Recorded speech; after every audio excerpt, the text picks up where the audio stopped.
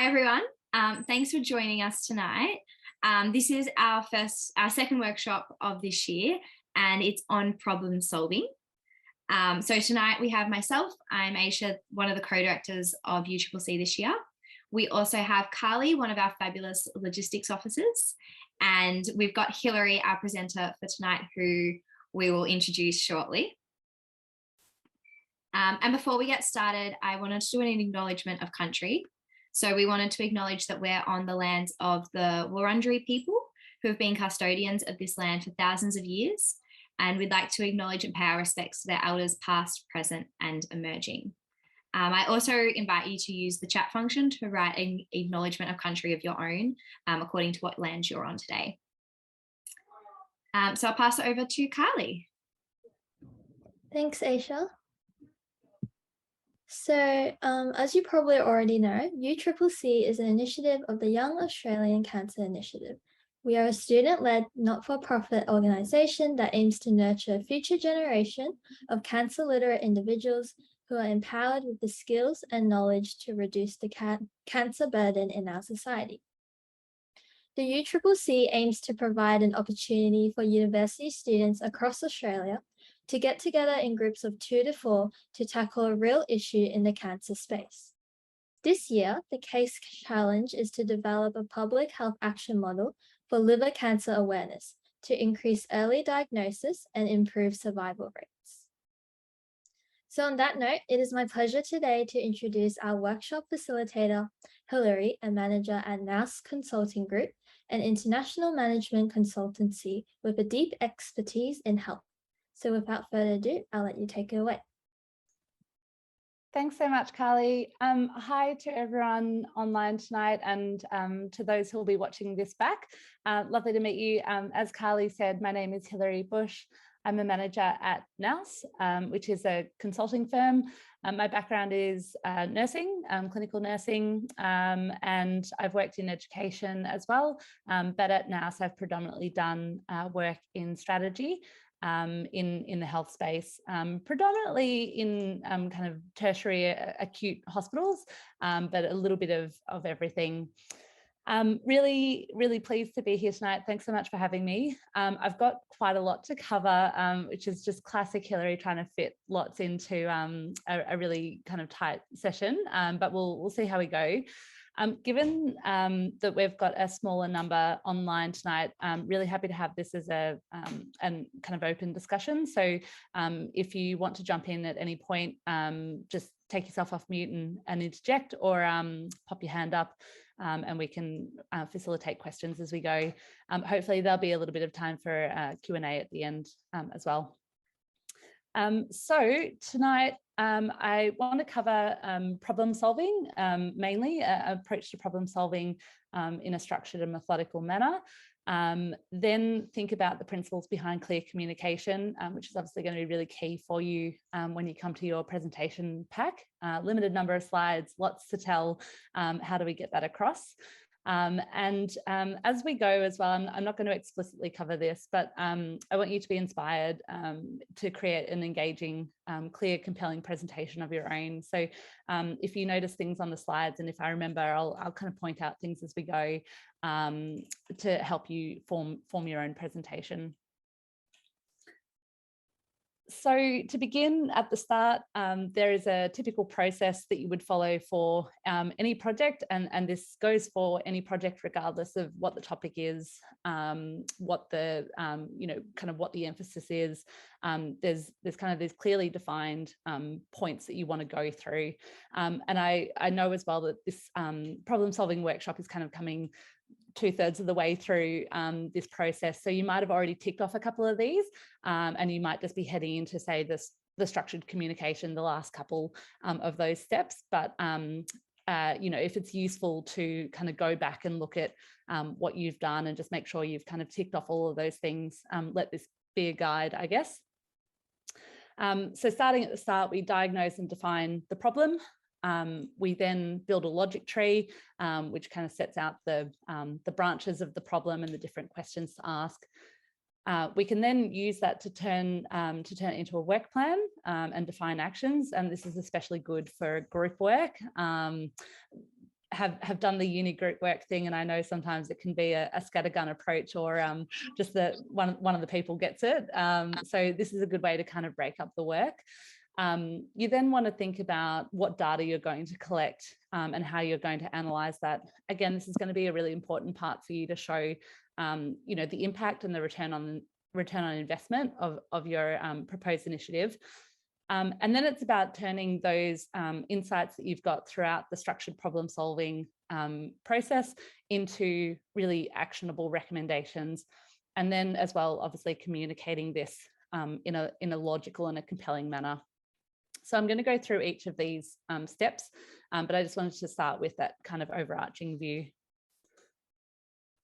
So in terms of diagnosing and defining the problem, you've been given a lot of information. I got sent the information as well. I read through it all.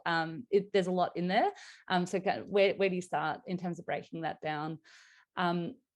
One of the things that you can do is start by asking a lot of questions.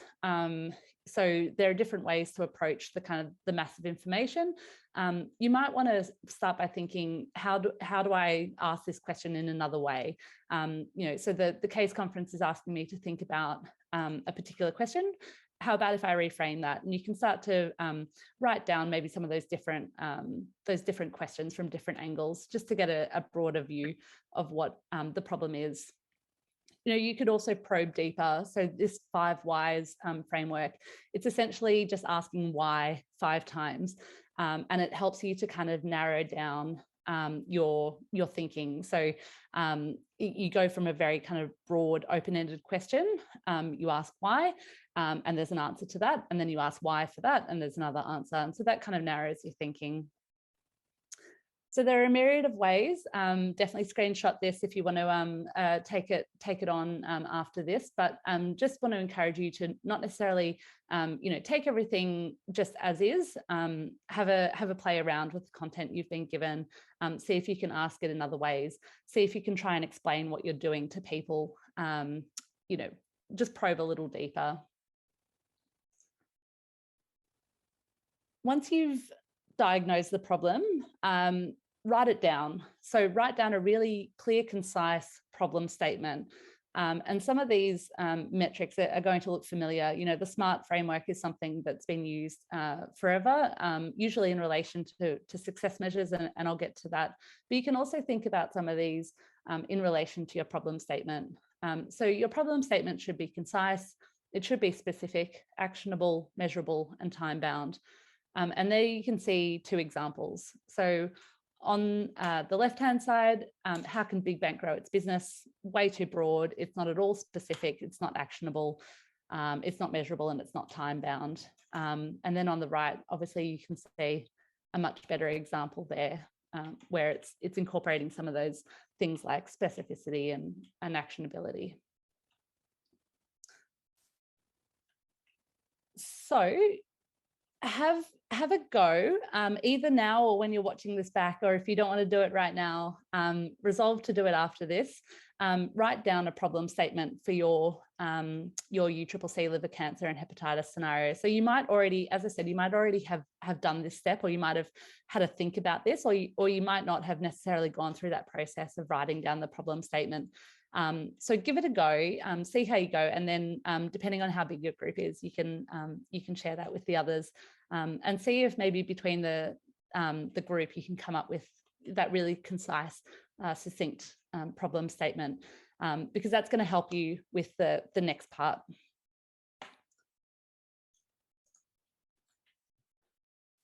So then once you have your problem, it's time to build what we call a logic tree.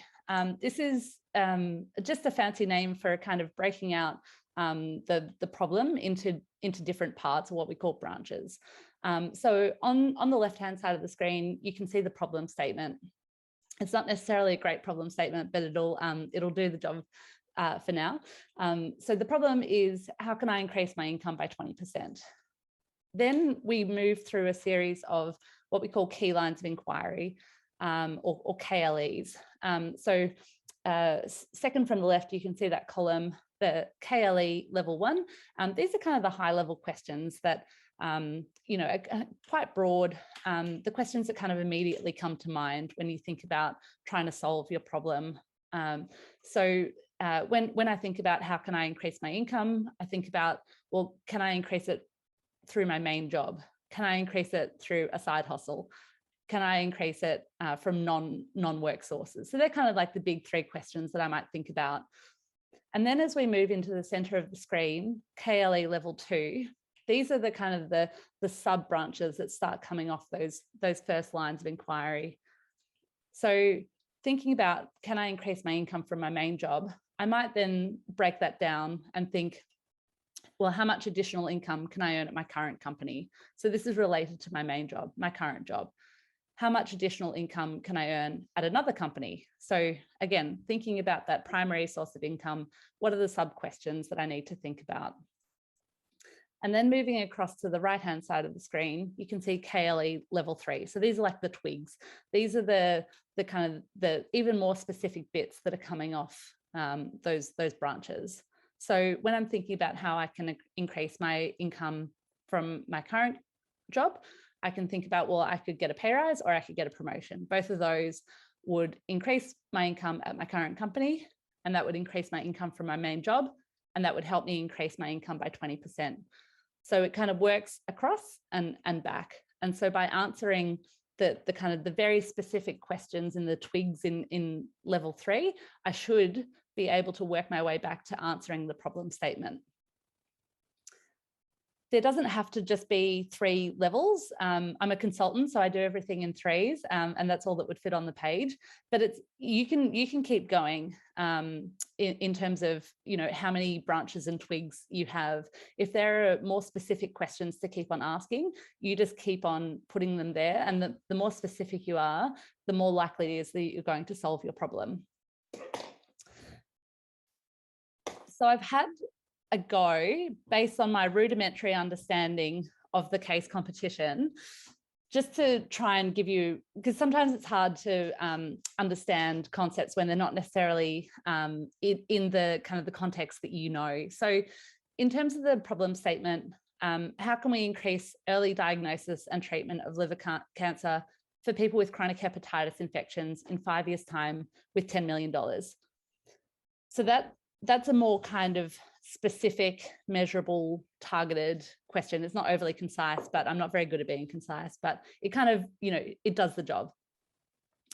Then I'm thinking about the kind of the big questions that are going to need to be asked to help me solve that problem. So when we say increase, what is an increase? What's a realistic increase from wherever we are right now? What other early diagnosis programs exist? And what population groups exist within people living with chronic hepatitis, B and or C? Again, I'm getting very specific, but it gives you an idea of the types of questions that you might be asking in this specific case. And I guess the other thing to note here with the logic tree is that you don't necessarily need kind of KLE level 3 or level 4 or whatever it is for every question. If you've got to the end of your question and that's kind of about the level of specificity that you need to be able to get an answer to help you solve your big problem statement, then that's okay. So you don't, when you're going through this process, you don't necessarily need to make sure that every branch has a twig. You just get to the level that's going to be good for you. So logic trees are a really good exercise to do because they really drive that structure and clarity. So as I said before, when you get the massive information from the case cut, my dog's just dropped his ball. Time for a play. So when you get that massive information, it can be really overwhelming to know where to start. And by doing up a logic tree, it helps to break out the different components of the problem. And I will just say as well, with this example, you know, that's a really broad problem statement, and maybe that's a problem statement that you start with as well. But these questions that I've put here are kind of, they're only one part of the problem that needs to be solved. So you would go on and, you know, you would have other questions relating to budget, outcome, whatever else it is. But there are probably multiple other kind of key line of inquiry level 1 questions that you would need to focus on as well. So it helps you break out those different components. And as you kind of work your way across the page, you start to see those very specific questions that you need to answer. And so answering these kind of systematically one by one are really going to help you solve the problem. The parts of the problem need to be mutually exclusive and collectively exhaustive, MECE, which is a concept I'll get to in a moment. But I guess the thing to say here is that you want it to be as kind of comprehensive as possible, but the perfect logic tree is definitely elusive, and there's a diminishing return. So start with a really strong foundation. Make sure here that you've got your red box, your problem statement right. Make sure that those dark orange boxes, those big questions, are right, and that you've got all those questions. And then it's basically diminishing returns from there on. So you want to have a go at breaking out all of those individual questions, but you could keep going forever, and it's not worth spending all of your time here. It's just a good exercise to do, but note that it's diminishing returns. So get it to a point where you're pretty happy and you're pretty confident that you've got most of the questions that you want to solve, and most of the questions that you want to answer, and then leave it, go and do the research, come back to it if you've got time, but use it as the foundation, do it and then move on. So this idea of MECE-ness, so MECE is an acronym that stands for mutually exclusive and collectively exhaustive. So mutually exclusive means that the groups don't overlap, and collectively exhaustive means that all the groups are included and represented. So it's kind of like a pizza. So each slice is mutually exclusive, and that each slice of a pizza is not necessarily going to be the same as the slice next to it, but collectively they're all a pizza. So when you're thinking about applying this to your logic tree and to your problem, you don't want two questions that both have mushrooms on them. You want one question that has mushrooms on it, and you want one question that's got no mushrooms, for example. But collectively, all of those questions are going to give you your pizza. I'm not sure if that's a helpful analogy, but I like to think of it as a pizza. But basically, just make sure that you're not answering the same question twice. I'm going to stop there. Does anyone have any questions on problem trees and or my pizza analogy?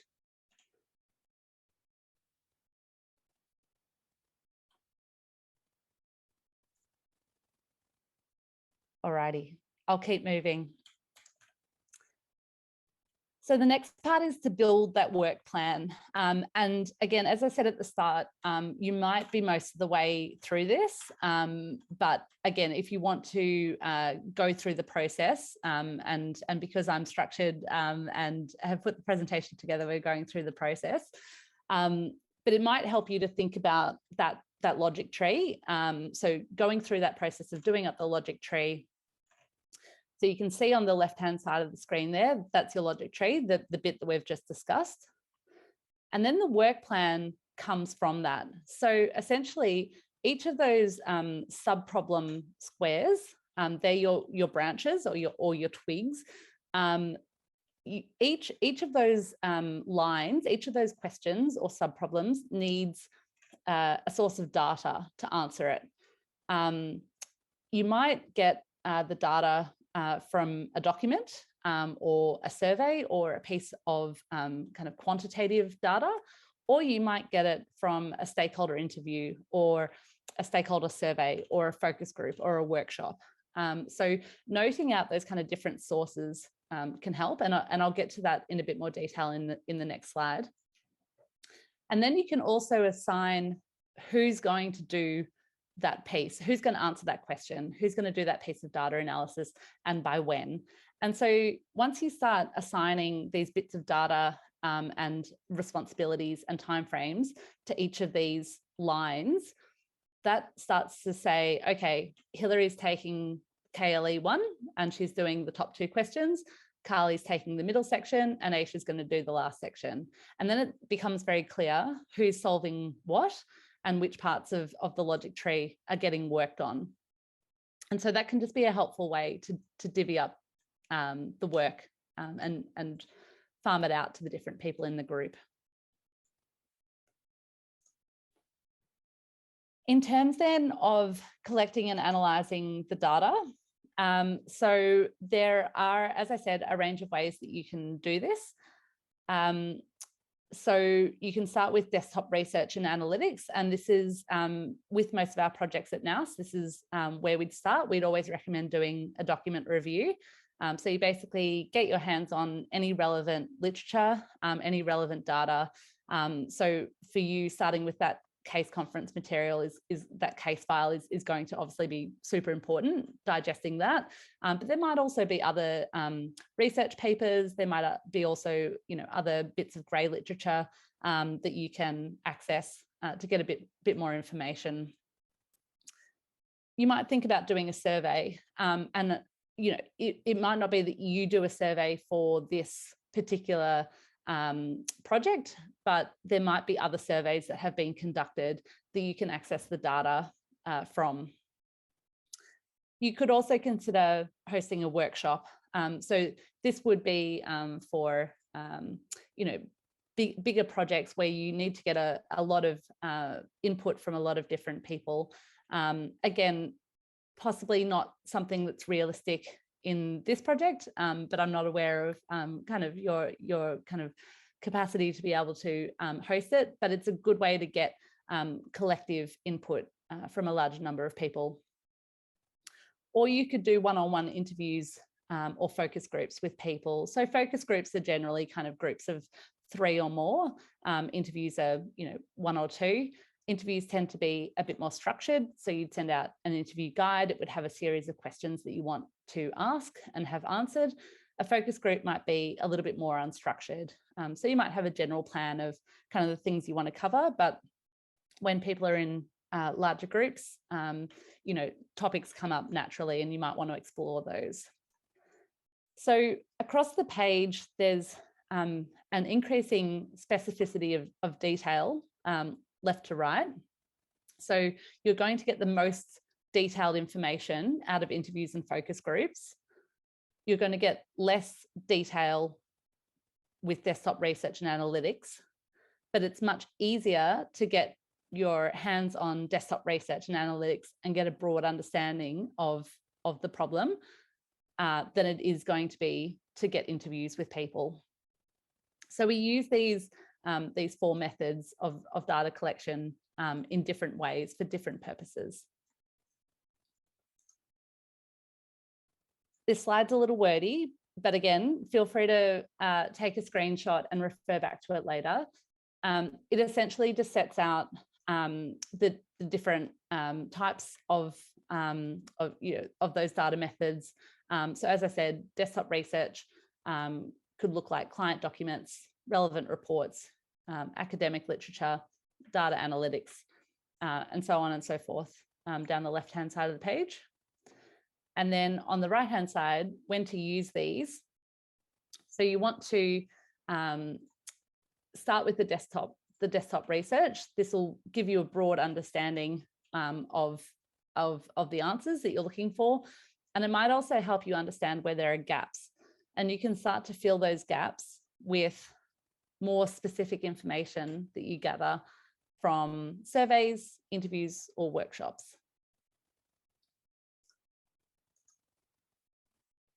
And as I said before, you need at least one data source for each of those key lines of inquiry. So for each kind of branch or twig of your logic tree, you're going to need to answer it with at least one form of data. So it might be that your first couple of questions, you know that you can get that information from a peer-reviewed journal, or you can get it from a study that was done. But then you might start thinking about what has been the impact of programs that already exist. That information might be a bit harder to find. And so you might think, well, I'll give Hilary at the Cancer Council a call and ask her these kind of specific questions, and that might help you to answer some of those lines of inquiry. The best way to answer lines of inquiry is through what we call triangulating data. So that's essentially taking data from a couple of different sources. So maybe an interview, maybe a desktop research paper, and seeing what the two tell you, or kind of unpicking a hypothesis. So saying, you know, I've got this insight from the research, I've got this insight from a survey that was done. I want to test that with Hilary from the Cancer Council. So I'll give her a call and I'll say, I've heard this, I've read this, these are conflicting views, what do you think? And that can be a good way to answer your questions through triangulating that data.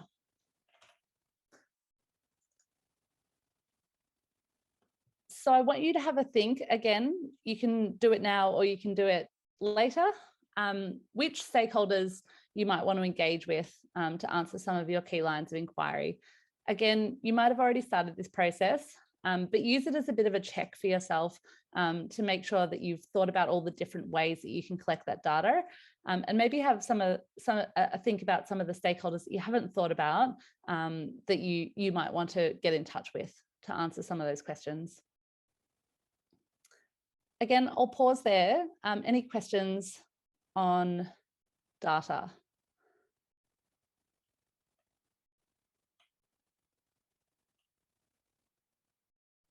Alrighty. So once we've got our data, we need to turn it into insights and recommendations. So it's no good presenting raw data on a page if it's not got a good story around it. So essentially, we're trying to work our way towards recommendations. So recommendations are the actionable insight that has come as a result of thinking about what the data is telling you. So if we start at the bottom of this pyramid, data is that raw, unprocessed information that you get. So if you think about a survey, you might have had 20 people fill in a survey, and each of the questions was done using a Likert scale. And you've got your answers have told you that 20% of people said X and 30% of people said Y. So that's good data to have, but what does it mean? So you want to start thinking about how to organize that data into information. So instead of just presenting numbers on a page, you would start to think about writing a short sentence that says 20% of people said X and 30% of people said Y. You then want to turn that information into insights. So it might be that your insight is, it's interesting that 30% of people said Y when we expected that maybe 20% of people were going to say Y, but actually it's the other way around. So that would be an insight. And then the recommendation might be something like, we suggest that Hilary focuses on Y because more people are interested in that. So I hope that shows how you kind of get from presenting the raw facts to a recommendation by working through those different steps. And when you do get to your recommendation, this is where we start thinking about that structured communication. You want it to be actionable. You want it to have some context. You want it to be impactful. You want it to be specific. Bonus points if it's novel, in that it's not something that people have heard before, and clearly communicated. So that's a big thing, and we'll get to that in terms of the clear communication in a moment. What this might look like is a recommendation to boost our revenue. Human-centered design should be taught to all of our product management staff. So you can see that that's recommending a course of action. It's impactful. It's saying, here's something that we should do. It's really clear. It's concise. It's action-orientated. The insight under that is that human-centered design in product development has boosted our revenue. So it's been shown to boost our revenue. So therefore, we're recommending that you teach it to everybody to improve, I guess, that impact. The information under that insight is that human-centered design was used to develop our new products in the last 2 months, and our new products had strong revenue. So you're starting to draw a link between that information. That information is starting to tell a story. And when you look at that information, you say, okay, so it's been used in our new products and our new products have had strong revenue. Maybe the insight is that human-centered design actually contributes to our revenue. So therefore, to boost our revenue, we should teach it to everybody.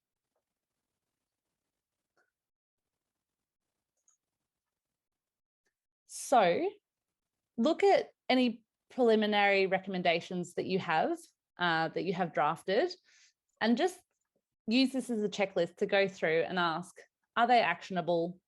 Do they have insights supporting them? Is there context to support them? And do you have the data to prove that the recommendations are sound? And being a clinician, I know that we love data and stats and numbers and proof. So you want to make sure that you have that, but you also want to make sure that you then communicate that in a way that's going to make sense to everybody and be impactful. So again, I'll pause there for any questions. And if anyone would like to share one of their recommendations, I was thinking this might be a point that you've got up to in your process thus far. So maybe someone's got a recommendation they'd like to share, or any questions.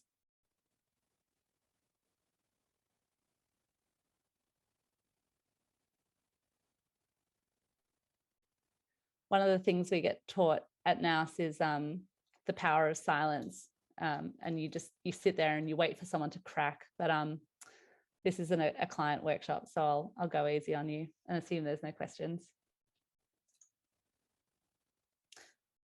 Alrighty, so then moving on to communicating for impact.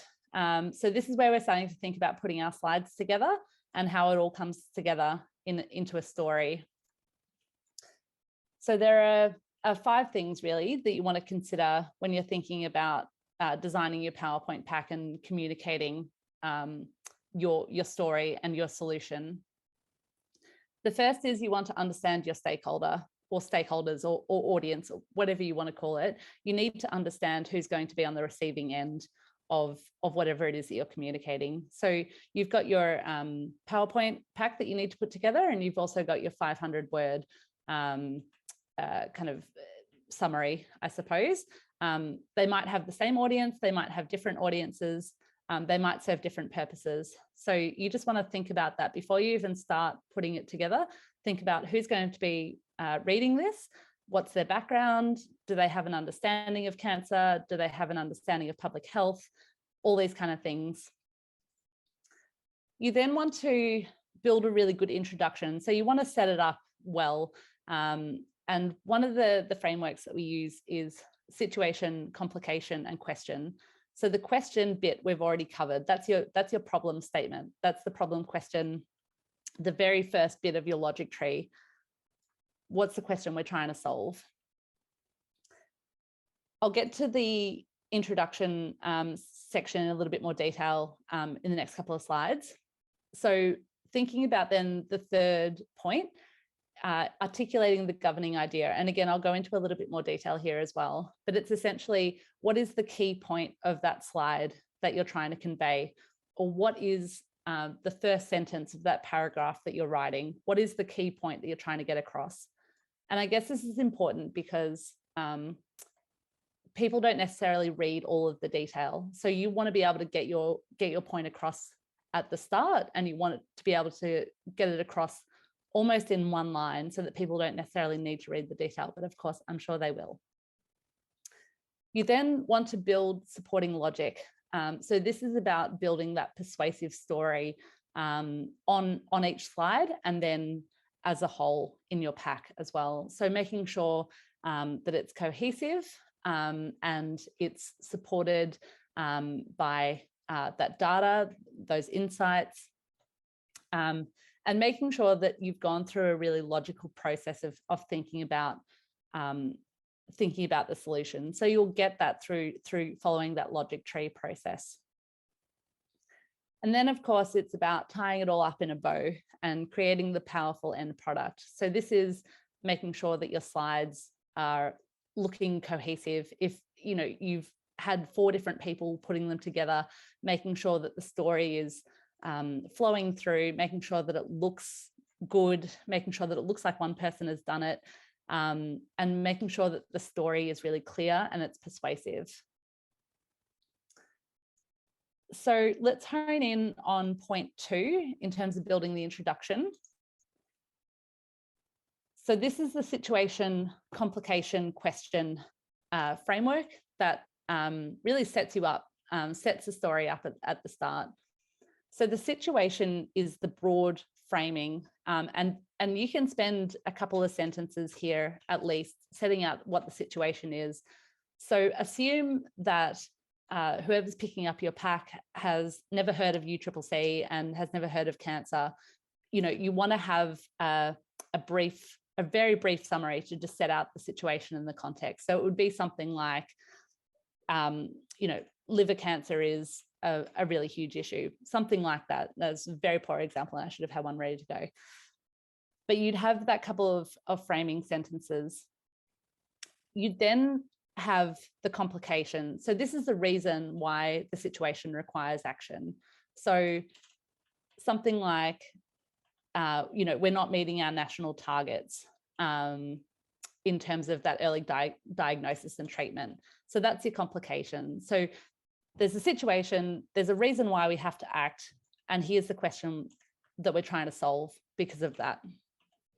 So you want to make sure that your summary and your slides have that framing to begin with. And again, good place to start from is assuming that the person picking up the pack doesn't know anything. You don't necessarily need to go into a huge level of detail. There'll be other supporting documents as well that they'll read, but you want to make sure that they've at least got that framing. Oh, here we go. I did do an example, much better example than I shouldn't have been winging it on the previous slide. Your situation, it's quite broad. So liver cancer, fastest growing cause of cancer death in Australia. And I've just pulled all of this from the case conference. So the case file. So it may or may not be right, but it's an example. The complication then is that projected treatment uptake falls short of Australian targets. So the question that we're trying to solve is, how can we increase early diagnosis and treatment within 5 years' time with $10 million, which is the problem statement that I put up at the very start. And then a resolution, which is essentially what you're trying to do, is you're trying to find a solution to this problem. It might be something like a public health program designed specifically for X people that does Y, that will increase rates of early diagnosis. And you might want to start with, when you're presenting your solution, you might want to start with that really succinct one line. What is it actually that you're presenting here? And that might form, half of your first slide, or your first slide, depending on how much you want to put in. But you can see how it kind of funnels down. It starts quite broad and we get to a really specific question.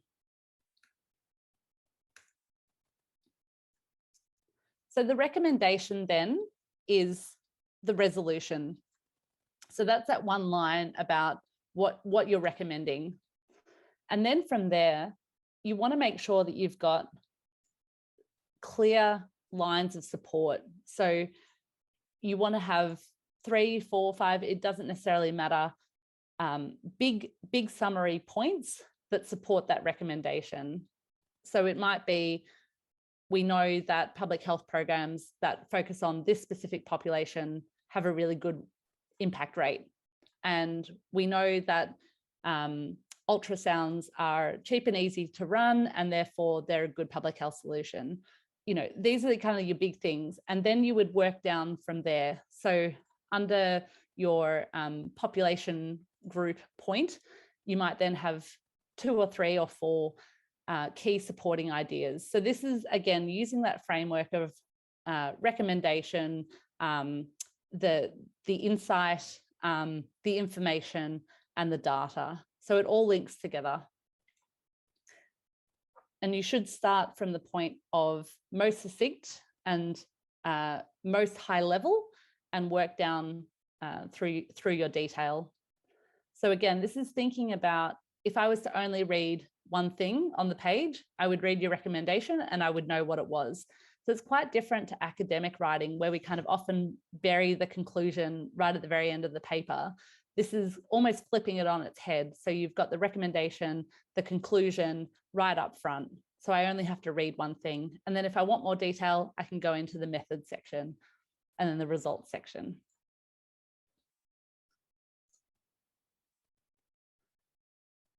Then in terms of putting together your slides, this idea of a governing idea. So a governing idea or a governing thought is essentially the synthesis of the whole story. It's the so what, it's the one point that you want people to get and to take away from that slide.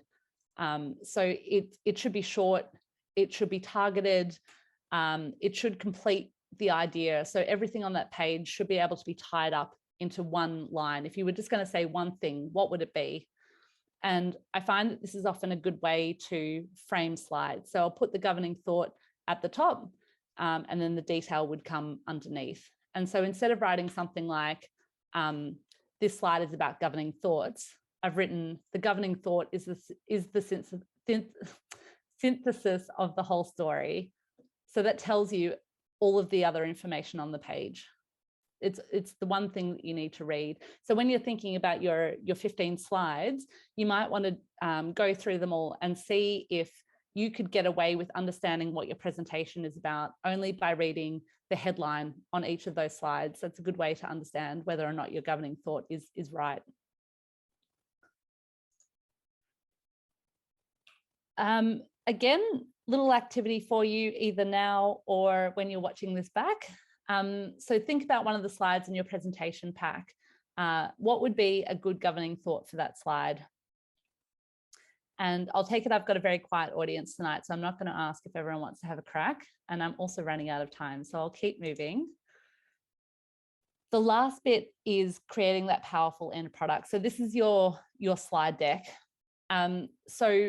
Looking through that case information, they've asked you to include all of these components in your slide deck.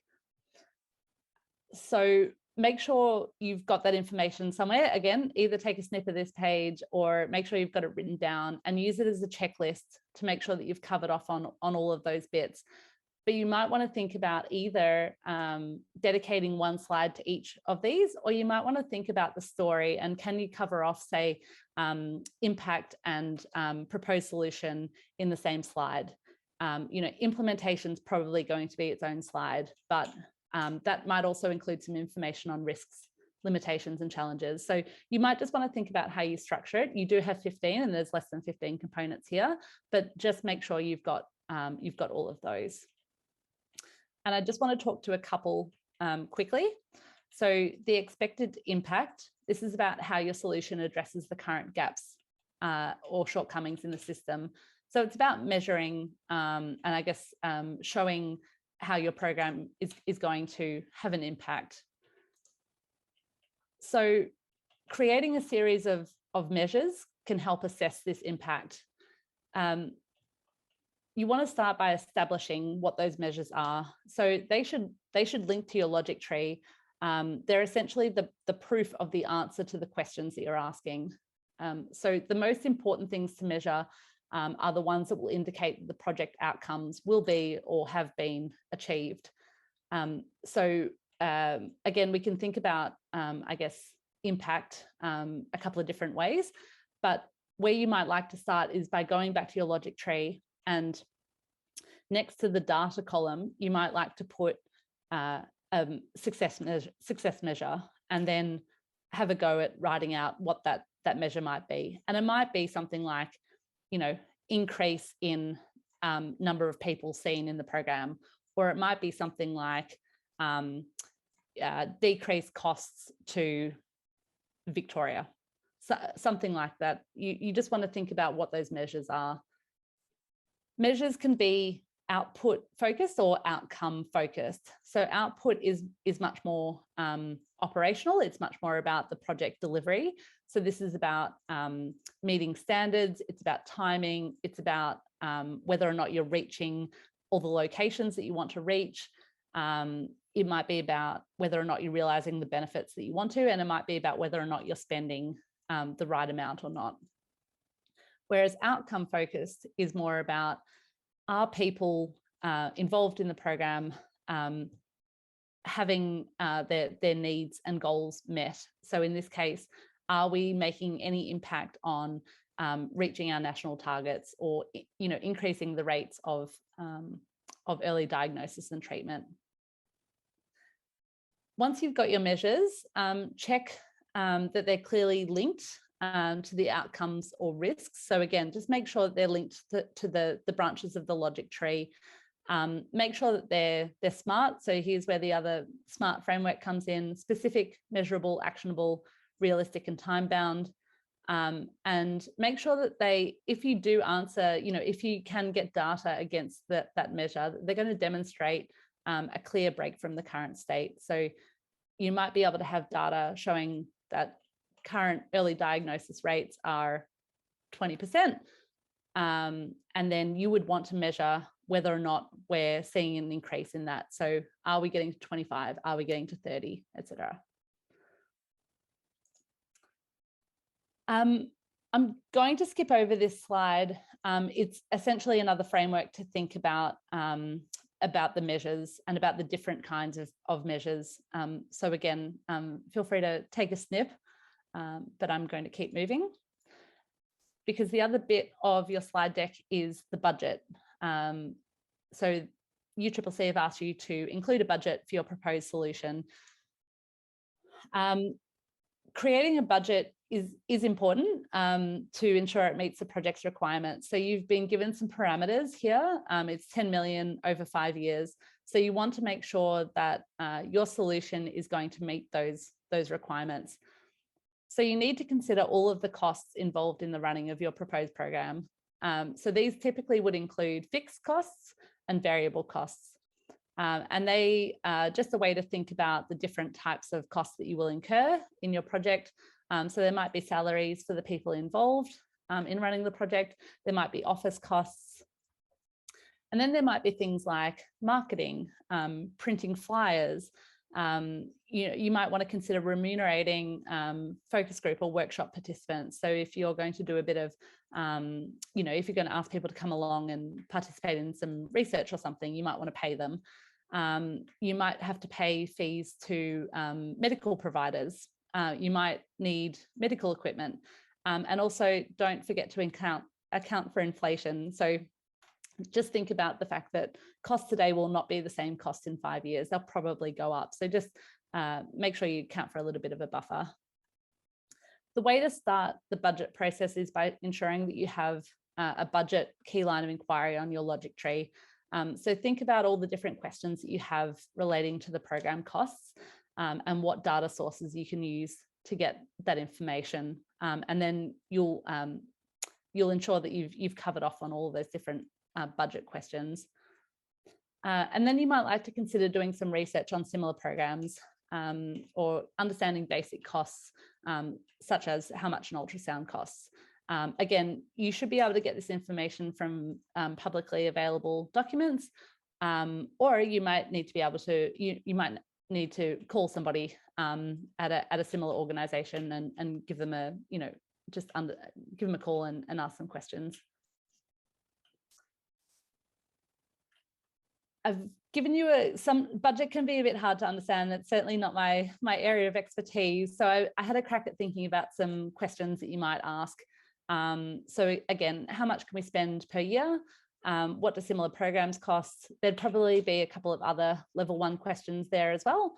And then some suggestions for things to look at.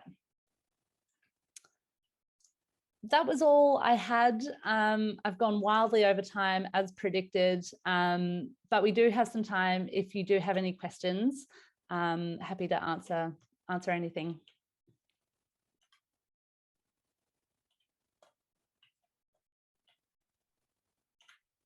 Thank you so much, Hilary. That was a really good presentation. I'm sure it's given everyone a lot of things to think about and to put into their presentation. I think our only question was just about the recording. That'll be posted on the Facebook page tomorrow, where all the other recordings and information have been put. We do have one question for you, Hilary, from Addie. So his biggest question is, what is the most common or biggest mistake in presenting a case proposal? And then how do you fix that mistake? Yes, I guess you could think about it two ways. There's the actual kind of in-person presentation, and there's the putting together of the content. In terms of putting together the content, the biggest mistake is just putting way too much information on the page. Some of my slides were definitely bordering on way too much information. So the best slides, again, are going to have that really succinct governing thought. They're going to have a couple of key points. If you can visualize it, even better. People respond much better to pictures. People also respond much better to stories. So you might like to put a story up there, have people read it, and then explain the detail. So that kind of comes into the second point of the presentation of case presentations. Again, talking way too fast. I'm an absolute sucker for it. And not being, I guess, across all of your materials. So you want to be really clear about what is the story you're telling. You start with that governing thought. You go into a couple of supporting bits of information. You might want to present some data if that's called for. And then you pause, wait for any questions, wait until someone cracks, and then move on. Yeah, I think those are really good points. Just to add to that, like we do a lot of the screening sort of within a week. So we're seeing at least 30 of the presentations, and some diagrams and a story, some graphics really mixes it up and draws our attention for sure. So we've got another question. When we present, do we just submit our slides, or are we talking through our slides in the recorded version? So all the details of the submission are in the case guidelines, so definitely check them out. You initially submit a slide deck that Hilary was talking about, and you also submit an overview report, and they are submitted first. And then from there, we choose 5 finalists to present in person, well, on Zoom in person, where you'll be talking through it. So initially, you just have the slides and the overview report to get your point across. Hope that helps.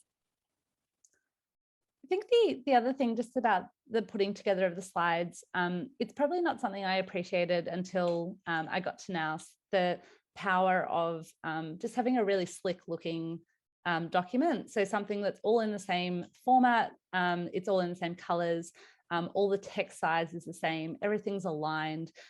It probably sounds super basic and boring, but it goes such a long way to projecting the fact that you've got your stuff together and you're ready to present a really comprehensive, kind of clear story. So I'd say spend the time. It's well worth it.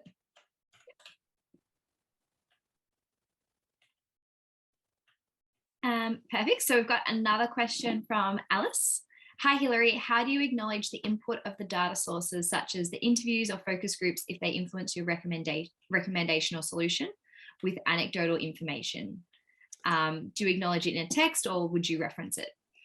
Yeah, so I think you do need to reference as part of this process. I think I saw in the information. So I would just go back to that checklist and make sure that you're covering off on that point as a minimum.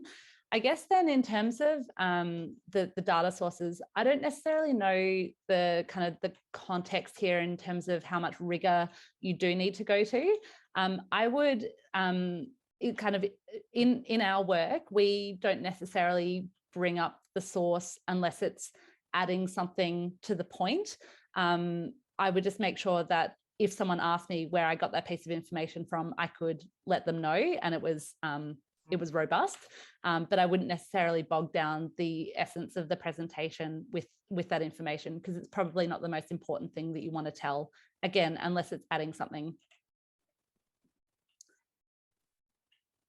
Perfect. And another question from Addie, any tips on how to prepare for an online presentation? Yeah, I was so nervous starting tonight, and it never goes away. You want to do a really good job, of course. So in preparing to present tonight, I went through my slides a couple of times. So I shared my slides earlier in the week with Aisha. I asked for some feedback. You obviously don't have that luxury with the people that will be reviewing them, but you might want to send them to someone else and just say, hey, like, do you get what I'm trying to say here? Do these make sense? Do they look good? That kind of thing. So I'd go through, when I'm preparing the presentation, I'd go through it, and then I'd probably leave it a couple of days. I'd come back to it with fresh eyes. I'd go through it again, and I'd go through it from a content perspective, and a kind of a story perspective and a logic perspective.